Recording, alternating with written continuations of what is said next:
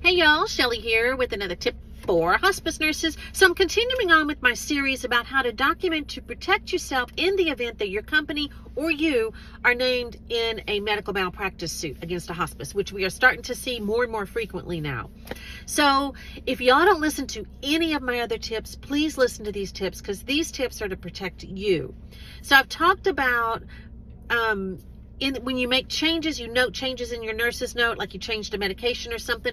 Always make sure that you note that you notified the physician of the condition these orders were received, or you notified physician and no orders received, whatever it is. Second thing I said is to make sure that you have a valid consent on file before you touch that patient. Last week I talked about not documenting when you're emotionally exhausted and it's just been a week and you just need to rest. That's the time to put your documentation down, get something to eat, go watch TV, go to sleep, do it the next day.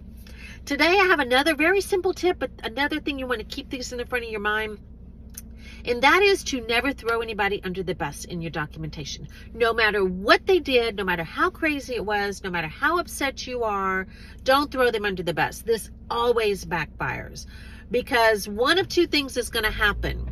Either they are going to be on the stand when it comes to trial looking like the most professional, perfect person that ever walked the face of the earth and talking calmly and professionally, explaining why they did what they did, and makes you look like the jerk.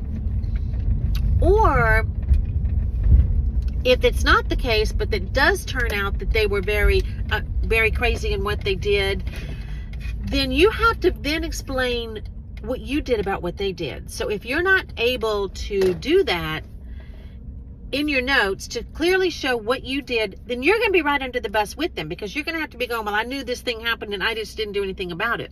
Because the sequence of events does not occur like the event happened, the people go to the attorney does the lawsuit, and 2 months later you go to trial. It's years later before you go to trial. Literally years later. You could be living a whole different life and you've completely forgotten about all of this. And so if you didn't put down what you did about it, you're not going to remember probably. And so then you're going to look really bad up on the stand, because remember, it's going to be up there on a big screen in the courtroom for everyone to see, and they're going to be grilling you on each and every word you put in there, because the other side's trying to make you look bad. They're trying to make you look disreputable,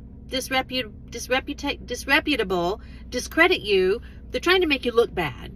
So don't help them with your notes. Make your notes clean, clear, professional, just the facts. And that will make you so much happier in the event that you do get sued. Much easier for you to deal with this. So I hope this tip was helpful. If you have any tips that would be helpful for hospice nurses, please let me know. I'd love to share them here. And remember, together we can change our world.